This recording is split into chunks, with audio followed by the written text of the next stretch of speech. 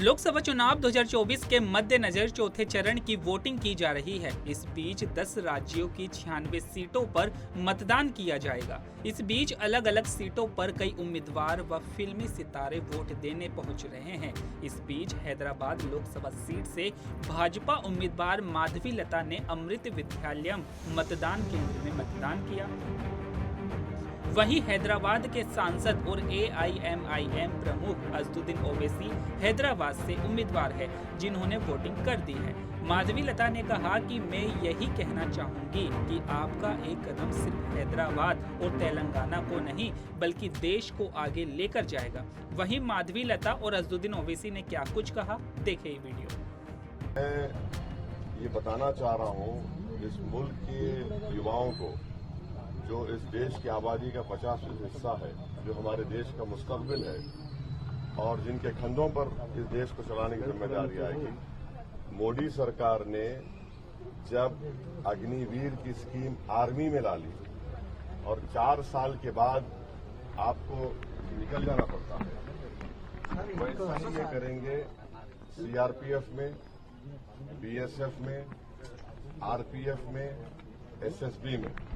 तो ये आपको समझने की जरूरत है और वही आर्गुमेंट देंगे। आपके हाथ में 20 लाख आ जाएंगे, आप वो कर लीजिए। तो ये बहुत बड़ा मुद्दा है। रेलवेज में भी करेंगे, नहीं करेंगे, और RPF में तो करेंगे। So what's your take on the India Bloc Alliance? I am not part of it, so I cannot comment on it. लेकिन आप समर्थन कर रहे हैं, उनके लिए इशारा किया है आपने। 70 साल के असद जी, आपने प्रधानमंत्री नरेंद्र मोदी को रिटायर किया जाएगा, उनकी जगह पर अमित शाह प्रधानमंत्री बनेंगे, आम आदमी पार्टी का आरोप है। इसके ऊपर आप कुछ रिएक्ट करना चाहेंगे? नहीं मालूम मैं कैसा रिएक्ट करूंगा उस पर, वो तो एक पार्टी का है। बट जब उनकी पार्टी ने खुद ये कहा था कि मार्गदर्शक मंडल में चले जाएंगे, अब नहीं मालूम नरेंद्र मोदी जीतेंगे या नहीं जीतेंगे। जीतेंगे या नहीं जीतने पर भी वो मार्गदर्शक मंडल में जाएंगे नहीं जाएंगे नहीं मालूम। तो ये तो उन्होंने तो अपने पार्टी के लीडर्स को किया है, बट ये उनकी पार्टी का फैसला है, मैं उस पर तबसरा नहीं मोटे को पतले को वोट करो, क्या इशारा है? क्या ये सीक्रेट आपके साथ जो कांग्रेस के साथ साझेदारी हो रही है, क्या हो रहा है? आपने आखिरी दिन आप लोग देखिए, ये कोई क्या बोलना चाहिए कि एक इस तरह का रिमार्क नहीं है ये। नहीं, आप सुन तो लीजिए। हम ये कह रहे हैं कि मोटे को वोट दीजिए, दुबले को वोट दीजिए। हम ये कह रहे हैं कि जिसके बाल सफेद है उनको वोट दीजिए। इसमें बुरी बात क्या है? बीजेपी वाले इतने नाराज क्यों हो गए उस पर? नहीं, बीजेपी वाले तो क्या बोलते, ट्रॉल करना शुरू कर दिए। ओवैसी, अरे भाई सब चीज है ना भाई। आप अपने लीडर को बोलते 56 इंच का, हम बोल रहे मोटा है, मोटे को कामयाब करो। हम बोल रहे दुबले को कामयाब करो, जिसके बाल सफेद है उनको कामयाब करो। तो इसमें बुरी बात कॉन्फ्रेंस में उनका नाम पॉसिबल है 400 पार? देखिए, 400 पार का जो नारा मोदी ने दिया, भारत के दलित और जो संविधान से मोहब्बत करते हुए समझ गए कि ये 400 पार का मतलब ये है कि बाबा साहब अम्बेडकर का संविधान गया, आरक्षण गया, या बेसिक स्ट्रक्चर चला जाएगा, आर्टिकल 29-30 गए। तो ये मैसेज जा चुका है। Still Modi is considered the most popular leader in multiple surveys in the country. Well, Telangana में चुनाव खत्म हो गए हैं, आप अलग राज्यों खत्म कहाँ हुए? अरे तेलंगाना में कहाँ खत्म हुए भाई? क्या बोल रहे? 6 बजे तक वोट डालना है आप लोगों को। 7 बजे तक चुनाव प्रचार के लिए अलग राज्यों में 6 PM। तो 6 बजे तक जाइए भाई, वोट डालिए। ऐसा कैसा होगा? वोट प्रचार करने अलग राज्यों में भी जाएंगे आप? हाँ, जाएंगे। Sir, it's your birthday today and we... No. I have never celebrated my birthday. Is it your birthday today? No, I have never celebrated my birthday. Alhamdulillah, I'm happy that Allah subhanahu wa ta'ala and my mother gave birth to me, and I was born to these two. My parents, my late father, my mother, I'm extremely grateful to them. Whatever I am in this world is because of their blessings, because of their There's teaching. a poster that says gift a vote to Owaisi on his birthday today. No, not at all. You have to vote not for an individual. See, the whole understanding of you and the message of anyone going on to vote is forget about individuals. Forget about all this cult following. The country is bigger than any individual.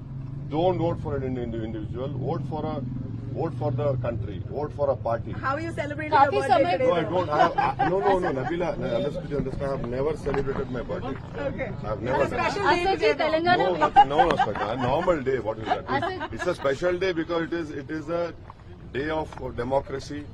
It is a day of people to come out and show their like and dislike in the form of voting. That in that way it is very special. Asad जी आज तेलंगाना के चुनाव के दिन कितना अहम हो जाता है जब हम देखते हैं कि दो बड़ी पार्टियां देश की उनके बीच में टक्कर दिख रही है। रीजनल पार्टी बीआरएस कहीं ना कहीं पीछे हो गया है, आप सिर्फ एक ही जगह से लड़ रहे हैं। कैसा इसको कैसे समझे आकलन कैसे आप एक तो हम लड़े हैं, मगर हर एक की जबान हमारे पे इस्तेमाल हो रही है, हर एक की दांत में हम आ चुके हैं। तो एक लड़ जरूर रहे हैं, मगर जो भी आ रहा है हमको ही बोल रहा है ना। रीजनल पार्टी नहीं अब नहीं देखिए मैडम, अब आप उसमें मत लिख जाइए मेरे, मैं उस पर तबसरा नहीं करने वाला हूँ। आप कहाँ ले जा रहे हो जवाब? What's your response to people who say there's no alternative to Modi? Huh? No. See, that is what I'm saying. This country had given opportunity to Pandit Nehru. After Nehru, who? The country progressed. Then you had Lal Bahadur Shastri. Then you had Indira Gandhi. Country said who? The country progressed. So this country is bigger than all the politicians. Politicians will come and serve this country. They will leave this world, but this country will remain, and will have to. When it remains, it has to remain as a strong country. So, if anyone is saying that X individual, oh, Modi is the country. No, Modi is not the country. Indira Gandhi was not the country. Nehru was not the country. This country had given them the opportunity to serve the people of India. That in itself is a huge honor. So it is wrong to claim, oh, OIC is bigger than this or Expo. No, we are not. We are all servants of this country, servants of the people. We are serving to ensure that democracy gets strengthened more.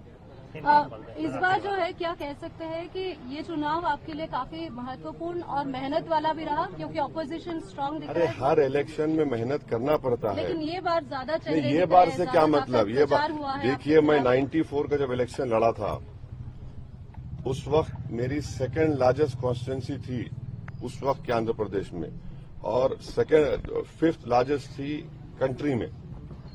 मैं अकेला MLA था, मेरे party से मैं ही जीता था। उसके बाद 96 का पार्लियामेंट इलेक्शन हुआ, एक एमएलए से हम पार्लियामेंट इलेक्शन जीते और वेंकैया नायडू साहब को हराए। 98 में पार्लियामेंट इलेक्शन हुआ, मैं अकेला एमएलए था पार्टी से, हम लोग जीते अल्हम्दुलिल्लाह। 99 में फिर पार्लियामेंट इलेक्शन हुआ, फिर हमारी पार्टी जीती। फिर 2004 में मैं कैंडिडेट बना, 2009 में बना। तो हर इलेक्शन होता है, कोई इलेक्शन आसान नहीं होता है। तो अगर ये बोलना कि ये वो भाई आपका वो ये इलेक्शन है वैसा है, तो इलेक्शन है, चाहे किसी का भी इलेक्शन हो, सबको मेहनत करना पड़ता है। और कितने 17 लाख के करीब वोटर्स हैं, उसमें से आप कोशिश करना पड़ता है कि आप मैसेज जाए उनको दिए हैं, बात करें। और हमारा काम है ना, 5 साल से कोविड में कोई नजर नहीं आया, अच्छे बुरे वक्त में कोई नजर नहीं आया, तो हमारा काम है। और हमको अल्लाह की जात पे पूरा कामिल यकीन है, अवाम पे यकीन है, और इंशाल्लाह हम लोग पहले से ज्यादा भारी अक्सरियत से कामयाब होंगे। बस मैं यही कहना चाहती, मैं वोट डालकर अपने आप को एक जिम्मेदार नागरिक समझ रही हूँ, क्योंकि एक वोट एक ऐसा समाज सेवा दृक्पथ को एक इंसान में दिखा देती है। क्योंकि एक वोट डालने से 2 फायदे होते हैं, एक खुद का परिवार, खुद के बच्चे आगे लेके जाने के लिए एक विकसित भारत के प्रति, और दूसरा उन सारे गरीबों के लिए, नन्हे मुन्ने बच्चों के लिए, दलितों के लिए और औरतों के लिए, और वो सारे बूढ़े बुजुर्ग के लिए जिनके लिए एक सच्चा और एक अच्छा प्रशासन चाहिए, उनके प्रति भी एक ऐसा सहकार और मदद हो जाती है। एक वोट खुद के लिए भी और देश की प्रगति के लिए भी, तो इससे अच्छा समाज सेवा क्या हो सकता है। मंजू जी, क्या लगता है आपको, किला ढा देंगे आप ओवैसी का? मेरे हिसाब से वो हट गया है। आज तो सिर्फ हम एग्जाम लिख रहे हैं, क्योंकि वो लिखना ही पड़ेगा हमको।